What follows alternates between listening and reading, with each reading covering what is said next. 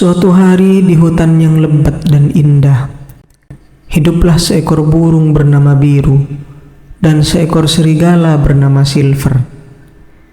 Keduanya hidup di dunia yang damai, di mana berbagai makhluk hutan hidup berdampingan tanpa ada konflik. Biru dan Silver adalah teman baik, meskipun mereka berasal dari spesies yang berbeda. Biru, burung dengan bulu berwarna biru langit, adalah penjelajah yang suka menyusuri langit dan hutan. Dia memiliki sayap yang kuat dan mata yang tajam. Biru senang berbagi cerita perjalanannya dengan Silver, serigala abu-abu yang lincah dan cerdik. Suatu hari, ketika mereka sedang duduk di bawah pohon besar, mereka mendengar tentang sebuah legenda hutan yang belum pernah terungkap.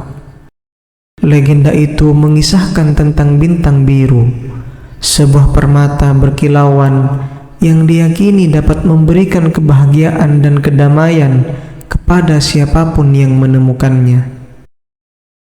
Bintang biru tersembunyi di dalam gua di puncak Gunung Perak, kata burung tua yang bercerita. Kedua teman itu pun memutuskan untuk memulai petualangan mereka untuk menemukan bintang biru.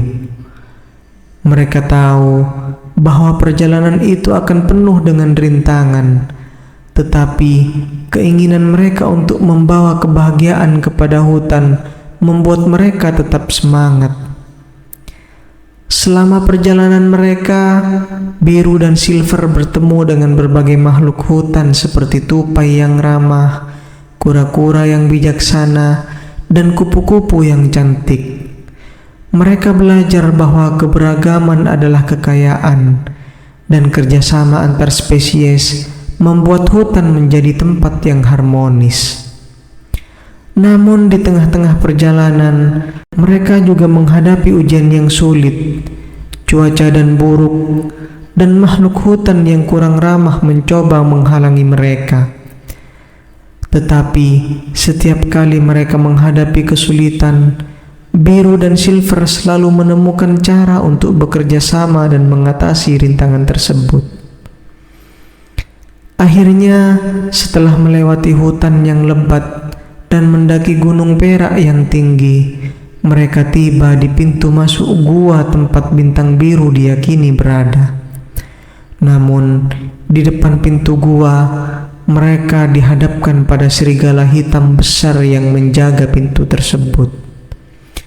Serigala hitam itu, yang disebut dengan Shadow, menolak memberikan izin kepada Biru dan Silver untuk masuk. Dia mengatakan bahwa bintang biru adalah harta yang hanya harus dimiliki oleh serigala, bukan burung. Tetapi dengan bijaksana, Silver berbicara kepada Shadow, menceritakan perjalanan mereka, dan menunjukkan bahwa keberagaman dan persahabatan adalah kekuatan yang sebenarnya. Shadow tergerak oleh kata-kata dan tekad mereka, akhirnya mengizinkan mereka masuk ke dalam gua.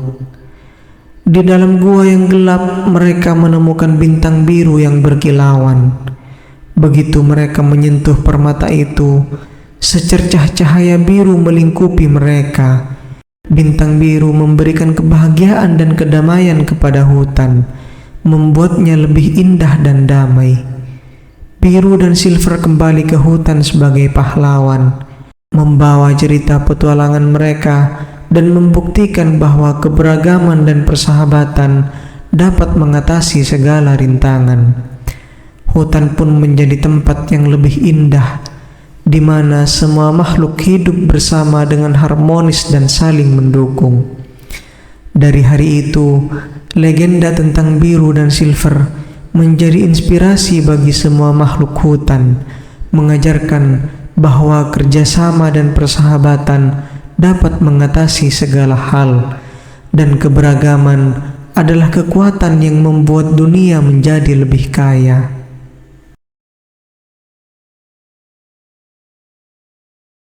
Di sebuah hutan yang lebat, tinggallah seekor kura-kura yang sangat lelah. Dia merasa kesepian dan sedikit sedih karena dia adalah satu-satunya kura-kura di hutan ini. Suatu hari, dia memutuskan untuk pergi mencari teman. Dia mengambil langkah perlahan-lahan, mengelilingi hutan dan di antara pohon-pohon yang rindang. Tiba-tiba, dia melihat seekor gajah yang besar dan kuat di kejauhan. Hatinya berdebar-debar dengan harapan bahwa gajah itu mungkin mau menjadi temannya.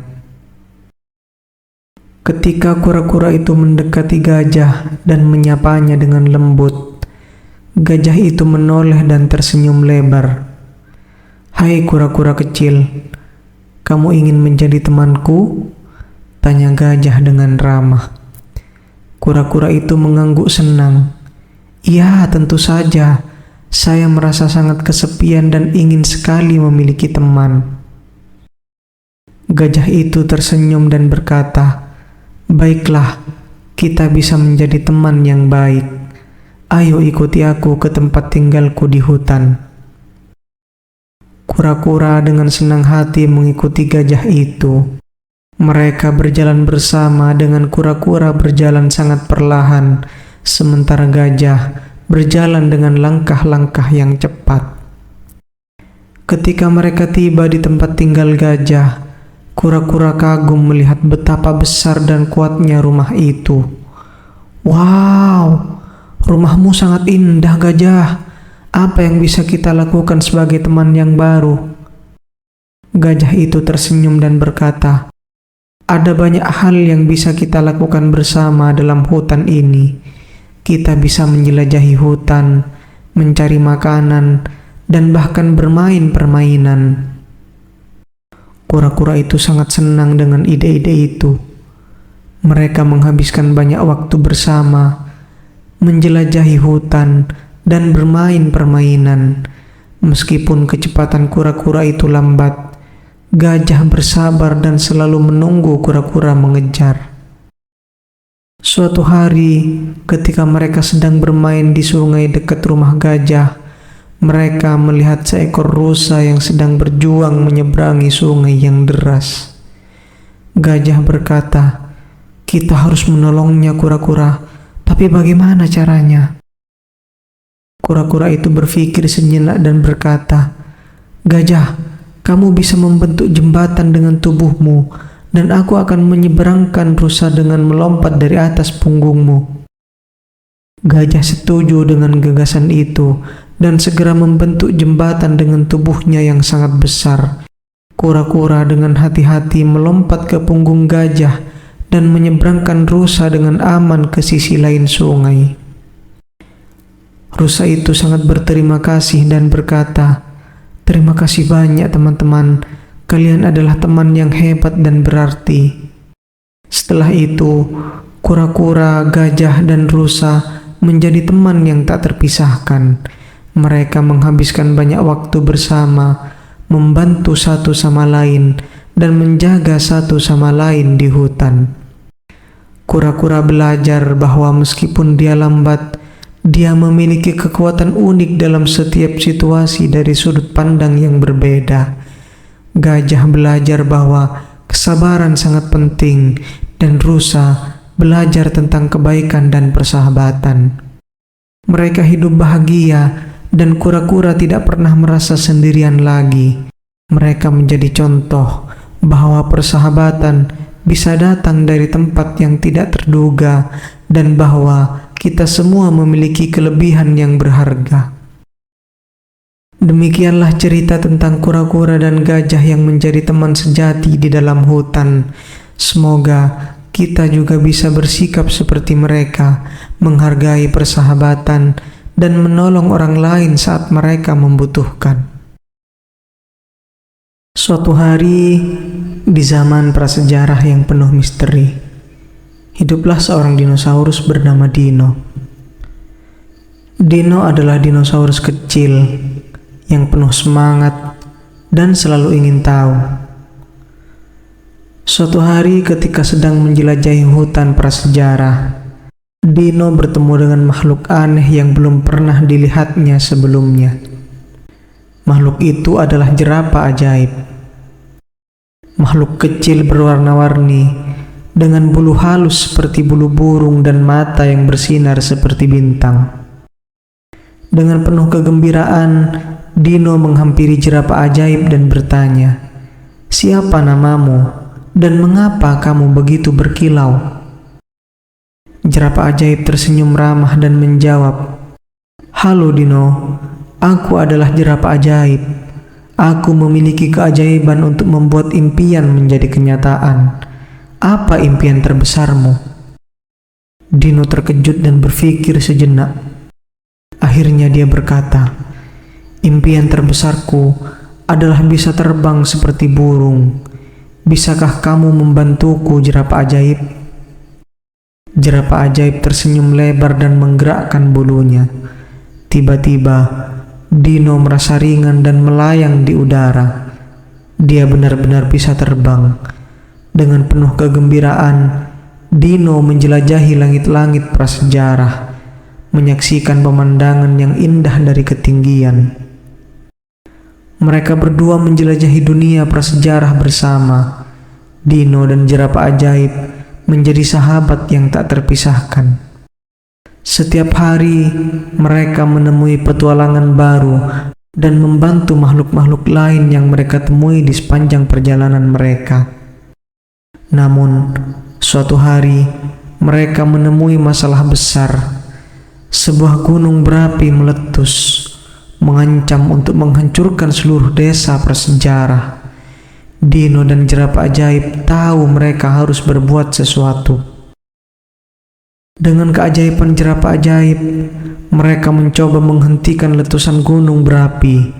Jerapah ajaib mengeluarkan kekuatannya, menciptakan perisai ajaib yang melindungi tanah prasejarah dari bahaya. Dino membantu dengan memberikan petunjuk dari udara. Setelah berhasil menyelamatkan tanah prasejarah, Dino dan jerapah ajaib dihormati sebagai pahlawan oleh makhluk-makhluk prasejarah lainnya.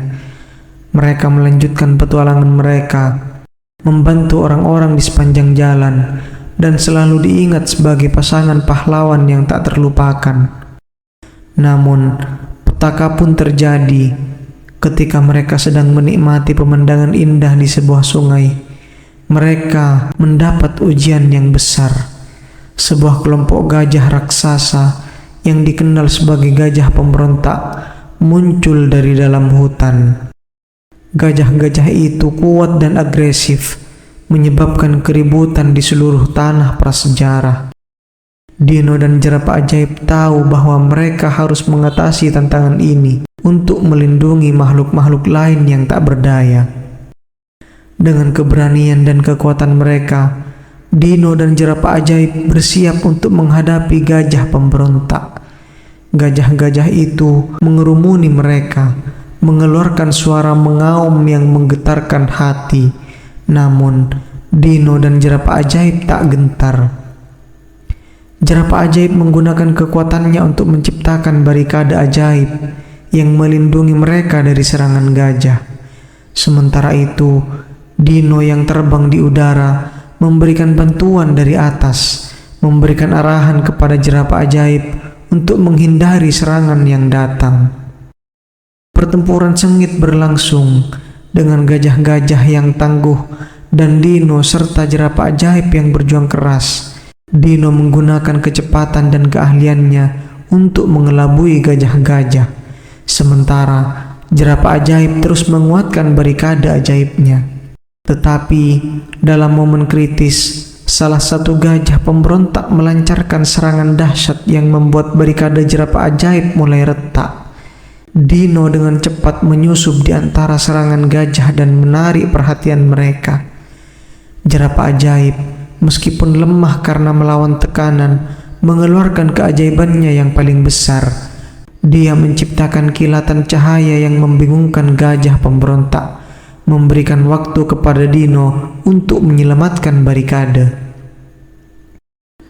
Dengan kerjasama tim yang kuat, Dino dan jerapah ajaib berhasil mengusir gajah pemberontak. Meskipun lelah, mereka melihat ke sekeliling dan melihat wajah-wajah bersyukur dari makhluk-makhluk prasejarah yang mereka lindungi. Setelah kemenangan itu, Dino dan jerapah ajaib dihormati sebagai pahlawan yang lebih besar. Mereka melanjutkan petualangan mereka, menyadari bahwa bersama-sama mereka bisa mengatasi segala rintangan yang mungkin datang, dan bahwa persahabatan sejati selalu menjadi kekuatan terbesar. Dan begitulah petualangan Dino dan jerapah ajaib terus berlanjut, penuh dengan keajaiban, tantangan, dan tentu saja persahabatan yang abadi di dunia prasejarah yang penuh keindahan dan misteri.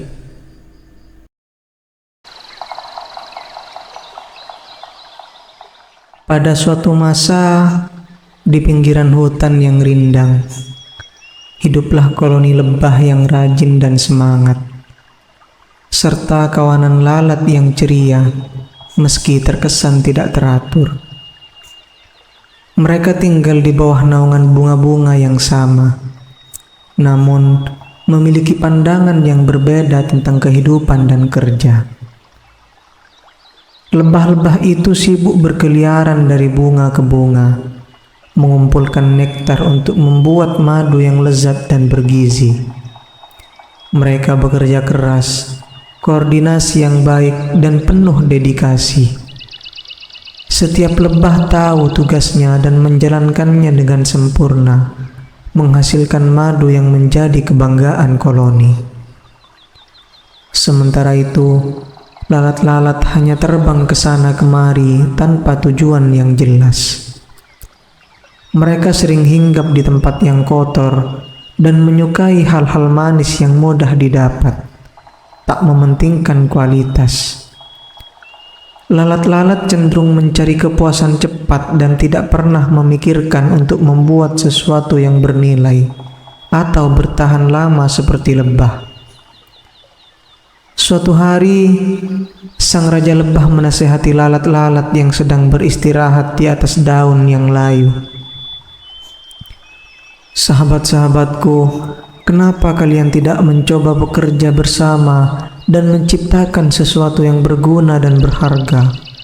Bukankah lebih baik daripada menghabiskan hari tanpa tujuan yang jelas?" Para lalat tertawa. "Wahai Raja Lebah, kami menikmati kebebasan kami. Kami tidak ingin terikat dengan pekerjaan yang sulit dan melelahkan seperti kalian. Kami bahagia dengan apa yang kami miliki."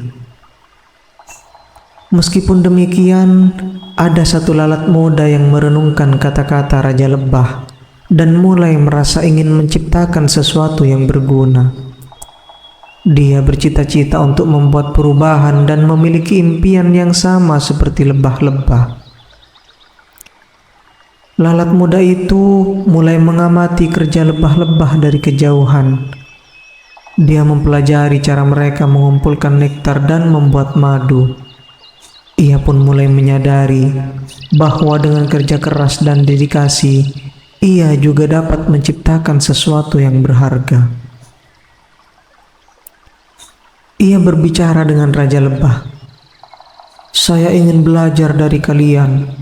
Saya ingin menjadi seperti lebah yang menghasilkan sesuatu yang berharga." Raja Lebah tersenyum. "Kamu diterima, temanku. Tapi ingat, jalan yang akan kamu tempuh tidak mudah dan akan membutuhkan komitmen." Lalat muda itu bekerja keras. Dia belajar banyak hal dan sedikit demi sedikit dia menjadi andal dalam mengumpulkan nektar. Kemudian dengan bantuan lebah, ia mulai mengolah nektar menjadi sesuatu yang berharga. Meskipun awalnya ia membuat kesalahan dan mengalami kegagalan, tapi dia tidak menyerah. Akhirnya, hari itu tiba. Lalat muda itu berhasil menciptakan madu versinya sendiri. Walaupun tidak sebaik madu lebah, tetapi itu adalah hasil karya dia sendiri yang dia banggakan. Dan ini menginspirasi lalat-lalat lain untuk berpikir tentang hidup mereka. Mulai hari itu, sebagian lalat mulai memandang pekerjaan dan tujuan dengan pandangan yang baru. Mereka belajar bahwa dengan kerja keras, dedikasi, dan belajar dari mereka yang berpengalaman, mereka pun dapat membuat perubahan yang berarti dan membawa manfaat bagi banyak orang. Koloni lebah dan kawanan lalat, meskipun berbeda, hidup berdampingan dengan rasa saling menghargai dan mengambil pelajaran penting dari satu sama lain. Hidup menjadi lebih seimbang dan harmonis di pinggiran hutan yang rindang itu.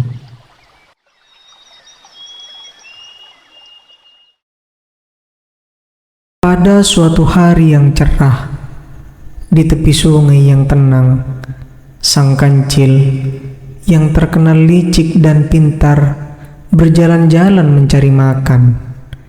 Sambil berjalan, dia bertemu dengan sang siput yang sedang bergerak perlahan. "Hai siput, kenapa berjalan begitu lambat? Bukankah kamu tahu aku, sang kancil, bisa berlari cepat dan lincah?" ejek sang kancil sambil tertawa. Sang siput yang bijaksana dan sabar tidak terpancing oleh ejekan itu. Dia menjawab dengan tenang, "Wahai kancil, setiap makhluk memiliki kecepatan sendiri. Aku mungkin lambat, namun aku tetap dapat mencapai tujuanku dengan sabar dan tekun." Tidak terima dengan jawaban sang siput, sang kancil menantangnya.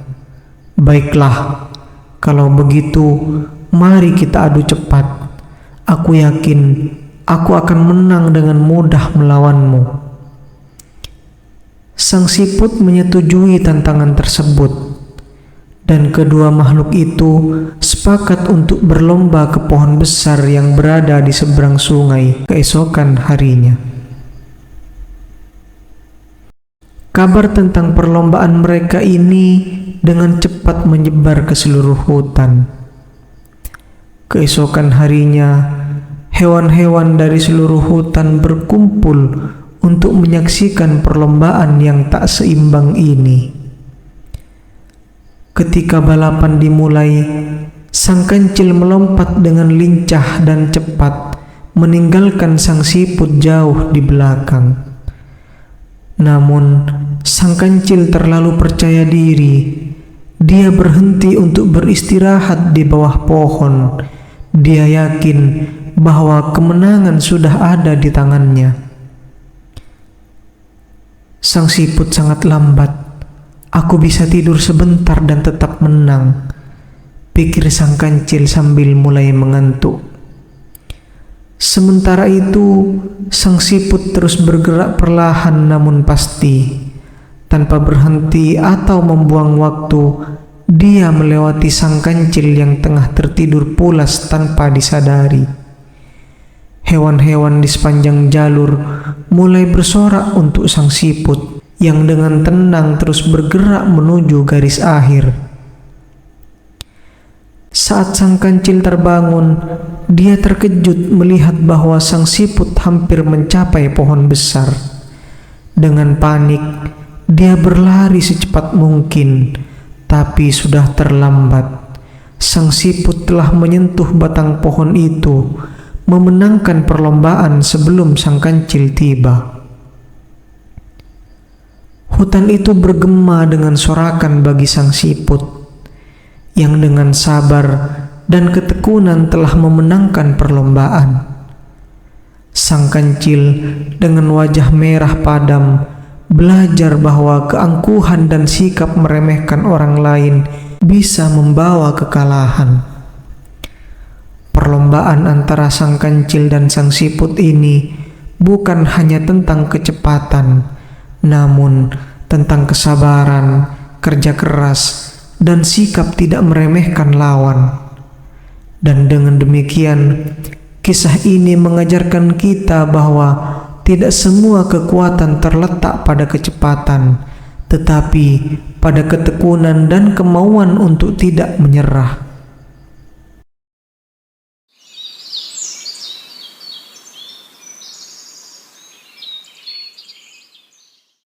Pada suatu hari, di tengah padang rumput yang luas, tinggallah seekor semut pekerja keras bernama Sari dan seekor jangkrik pemalas bernama Jojo. Sari selalu sibuk mengumpulkan makanan untuk persediaan di musim dingin. Sementara Jojo lebih suka bermain dan bernyanyi di bawah terik matahari. Sari, semut yang rajin itu, selalu bangun pagi untuk bekerja. Dia berkeliling padang rumput mengumpulkan biji-biji dan remah-remah untuk disimpan. Sari tahu bahwa musim panas tidak akan berlangsung selamanya dan musim dingin akan segera datang.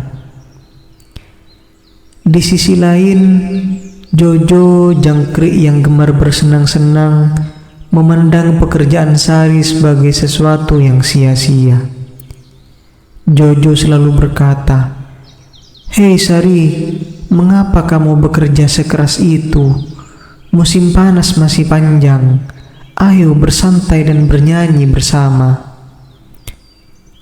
Namun, Sari tetap pada pendiriannya dan tidak mau bergaul dengan Jojo yang pemalas. "Musim dingin akan tiba dan aku harus siap," jawab Sari setiap kali diajak oleh Jojo. Hari berganti hari, Sari terus bekerja keras, sementara Jojo terus bermain dan bernyanyi. Tidak lama kemudian, musim dingin pun tiba. Salju mulai turun, menutupi padang rumput dengan selimut putih yang dingin. Sari sudah siap. Dia memiliki cukup makanan untuk bertahan selama musim dingin dan bersembunyi dengan nyaman dalam sarang yang hangat yang telah dibangunnya dengan susah payah. Jojo di sisi lain tidak siap. Dia kedinginan dan lapar.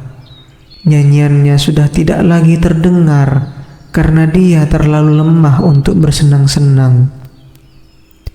Dalam keputusasaannya, Jojo pergi ke sarang Sari untuk meminta bantuan. "Tolong Sari, aku kelaparan dan tidak memiliki tempat untuk berlindung dari dingin," ratap si Jojo. Sari yang memiliki hati yang baik tidak tega melihat Jojo dalam keadaan demikian. Dia mengingatkan Jojo, "Aku telah memperingatimu untuk bersiap-siap, tetapi kamu memilih untuk bermain daripada bekerja." Namun, Sari tidak bisa melihat teman padang rumputnya menderita.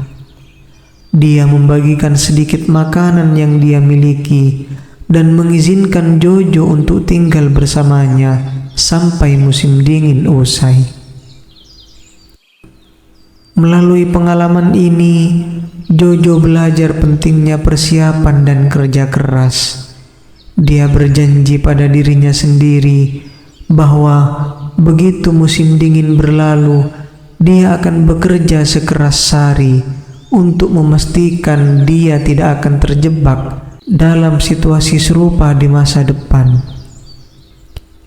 Dan begitulah semut dan jangkrik belajar untuk hidup berdampingan, menghargai kekuatan dari kerja keras, serta kenikmatan dari istirahat dan permainan di waktu yang tepat. Mereka menjadi contoh bagi semua makhluk di padang rumput bahwa keseimbangan dalam kehidupan adalah kunci kebahagiaan.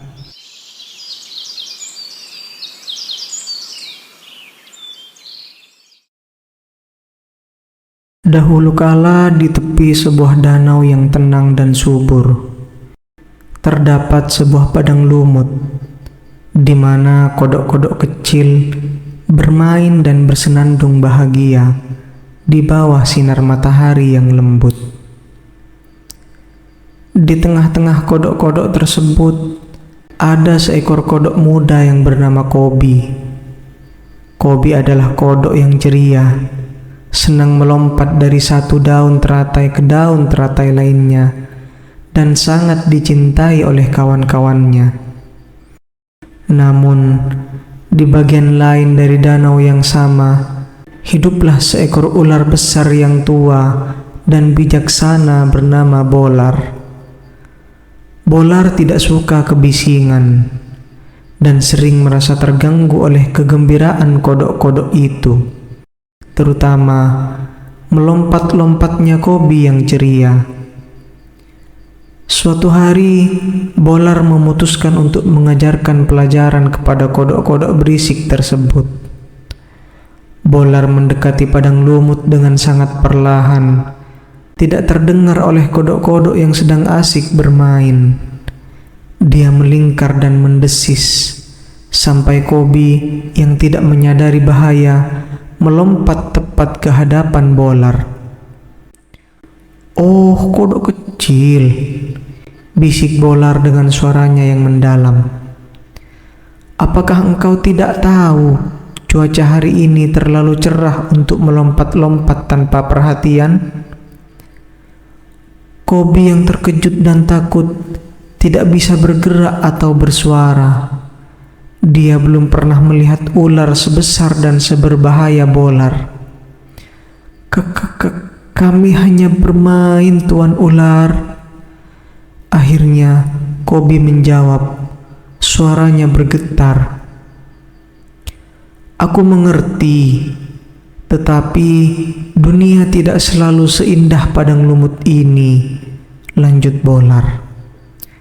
"Bahaya mengintai di setiap bayangan, dan makhluk seperti aku bisa dengan mudah menjadikan makhluk kecil seperti engkau santapanku."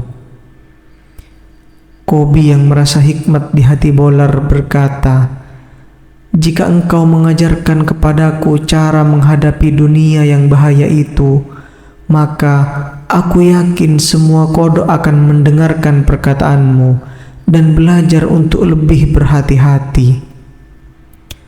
Bolar terdiam sejenak, menimbang-nimbang kata-kata Kobi yang penuh kejujuran tersebut. Akhirnya, ia mengangguk perlahan, memutuskan untuk membagikan hikmahnya.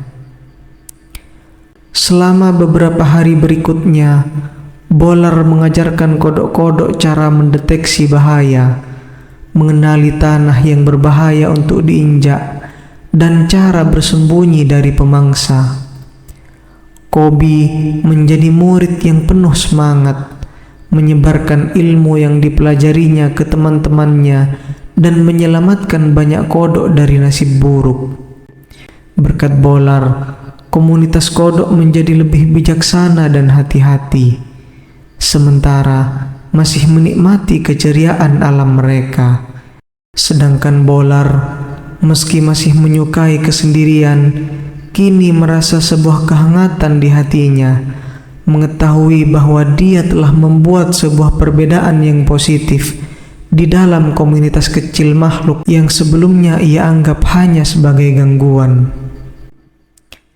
Kobi dan Bolar, sang kodok dan ular itu, selalu mengingat pertemuan mereka dengan perasaan rasa syukur. Dan dari hari itu, danau yang subur itu tidak hanya dipenuhi oleh tawa kodok-kodok, melainkan juga oleh rasa saling menghormati dan kebijaksanaan yang dibawa oleh persahabatan yang tidak terduga. Dan begitulah padang lumut dan danau tetap menjadi tempat di mana cerita tentang persahabatan, kecerdasan, dan keseimbangan kehidupan terus bergema.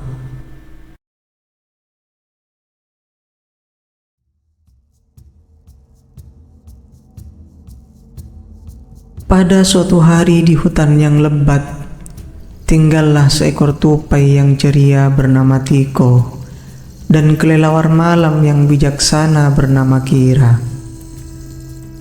Tiko senantiasa sibuk mengumpulkan biji-bijian dan kacang-kacangan untuk disimpan sebagai persediaan makanan selama musim dingin yang panjang.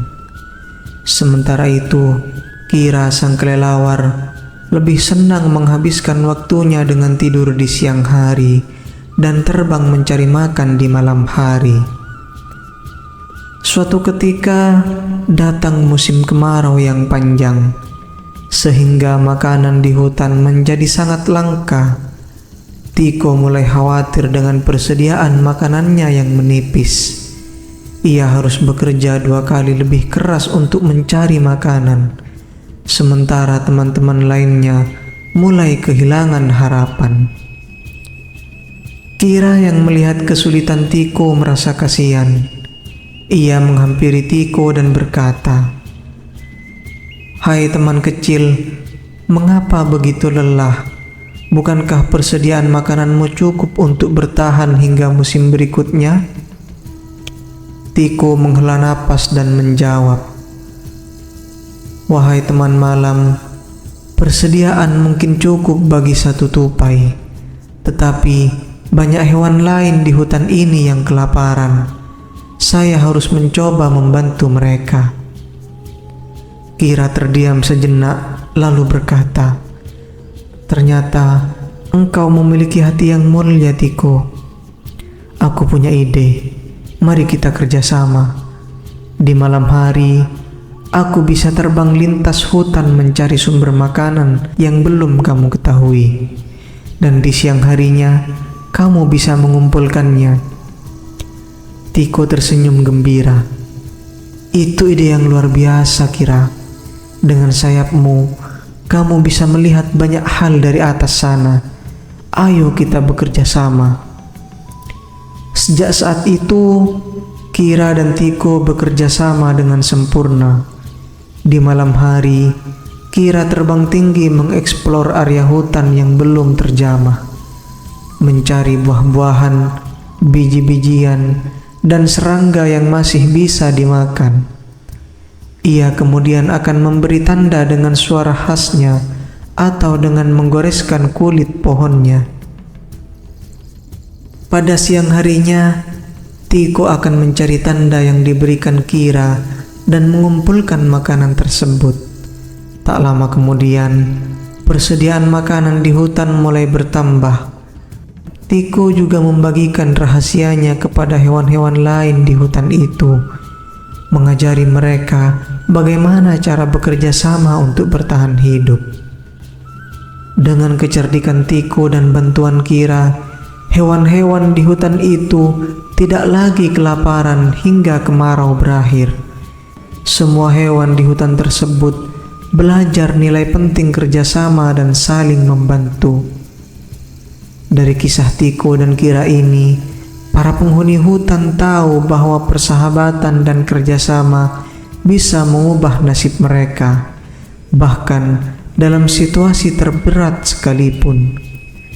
Bukit bukan lagi halangan bagi si kecil Tiko, dan kegelapan malam tak lagi hambatan bagi Kira. Mereka menjadi legenda hutan, simbol persahabatan dan kemitraan, menginspirasi generasi yang akan datang untuk terus bekerja sama.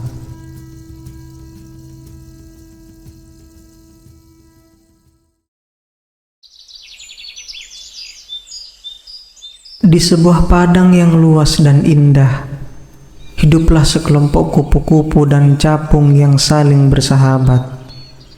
Mereka berbagi cerita, bermain, dan menari bersama di antara bunga-bunga yang mekar.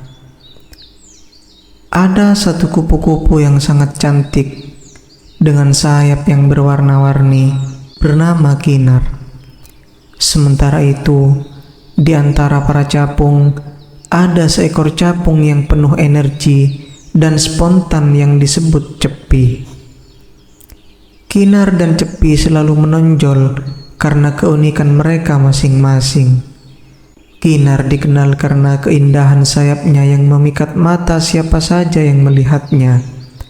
Di sisi lain, Cepi terkenal karena kecepatan dan aksi akrobatiknya yang hebat saat terbang.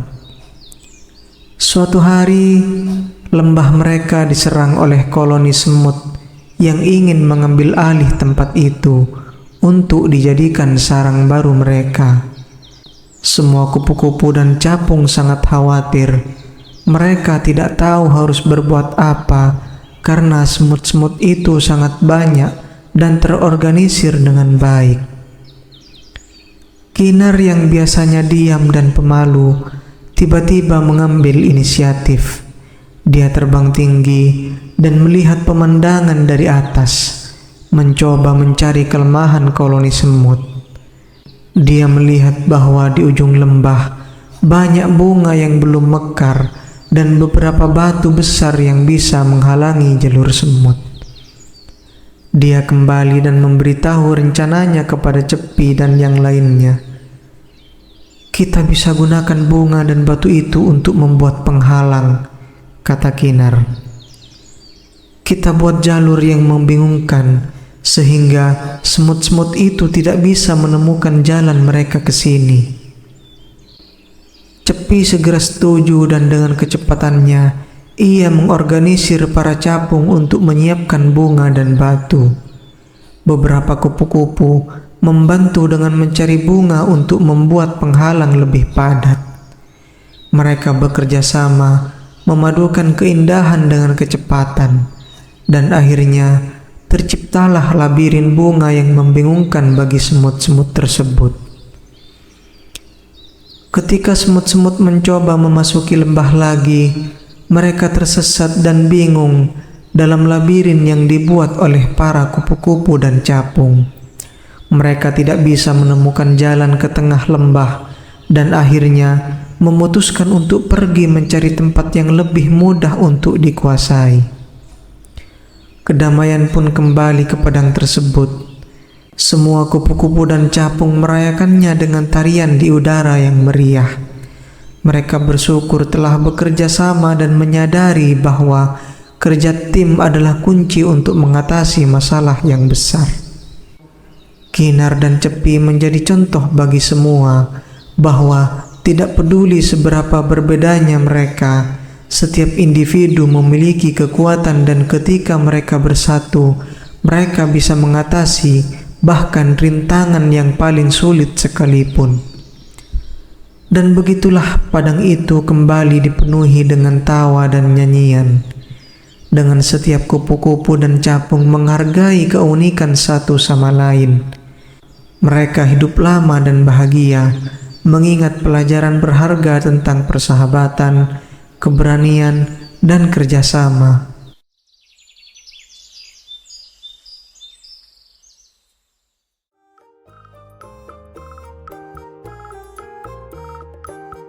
Di sebuah hutan yang rimbun, di tengah-tengah aneka tumbuhan hijau dan bunga yang berwarna-warni, tinggallah seekor kera yang cerdik bernama Koko. Koko tidak seperti kera lainnya. Dia adalah seorang pujangga dan pemimpi yang senang menghabiskan waktu dengan membaca dan menuliskan puisi. Dalam salah satu petualangannya di hutan, Koko bertemu dengan seorang kelinci yang anggun dan cantik. Dia bernama Putih. Dengan mata yang bulat dan bulu yang lembut bak awan di langit, Putih memikat hati Koko sejak pandangan pertama. "Siapa gerangan dirimu, wanita nan cantik jelita yang melompat-lompat bagaikan tarian alam?" tanya Koko kagum. Putih tersenyum, matanya berbinar. "Saya Putih, anak hutan ini, yang menari mengikuti irama dedaunan." Koko yang biasanya lancar berbicara, merasa kata-katanya terhenti. Namun, tak ingin kehilangan kesempatan, dia pun berkata, "Ah Putih, apakah kau tidak keberatan menyimak salah satu buah karya puisi yang telah kucipta?" Putih mengangguk penasaran. Dengan senang hati Koko. Dan dengan suara yang penuh emosi, Koko mulai membacakan puisi tentang hutan yang damai, tentang dedaunan yang berbisik, dan tentang bulan purnama yang menyinari keindahan malam. Putih terpesona bukan hanya oleh kata-katanya yang indah, tapi oleh ketulusan hati Koko. Ah Koko, kau bukan hanya seekor kera, tapi seorang penyair juga, ucap Putih terharu. Hatimu sehalus sutra dan pikiranmu sejernih mata air. Koko tersenyum, tergerak oleh pujian yang diberikan oleh Putih.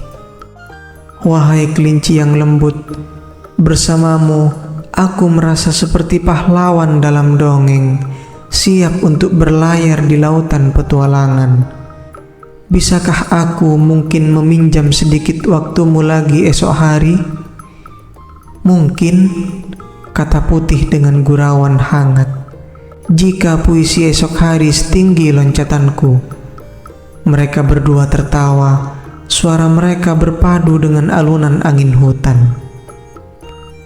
Hari berganti dan pertemuan demi pertemuan membuat kisah mereka terjalin lebih jauh. Mereka berbagi cerita, tertawa bersama, dan belajar satu sama lain. Tapi Koko tahu, di dalam hati yang paling dalam, dia telah jatuh cinta pada kelinci yang lincah itu. Suatu hari dengan beraninya Koko berkata, "Wahai Putih, aku mustahil boleh bersamamu karena kita berbeda, tapi izinkan aku mengatakannya, dalam puisi atau tidak, bahwa aku jatuh cinta padamu." Putih mendekat, matanya lembut dan menghangatkan jiwa. "Oh Koko, di mataku kau lebih dari sekedar kera, dan perasaan yang kau tunjukkan membuatku semakin berharga. Cinta tak mengenal bentuk atau warna, dan hatiku telah terbuka untukmu." Dan di bawah sinar bulan, di antara nyanyian jangkrik dan bisikan pohon, mereka berdua merajut kisah cinta yang mana kera dan kelinci bukan sekedar kawan, tapi sahabat sejati dan pemadu cinta yang tulus. Mereka, Koko dan Putih, menjadi pengingat bagi semua penghuni hutan bahwa cinta mampu melintasi semua perbedaan, dan bahwa keberanian untuk menyatakan hati adalah langkah paling mulia dalam tarian yang abadi ini yang kita sebut kehidupan.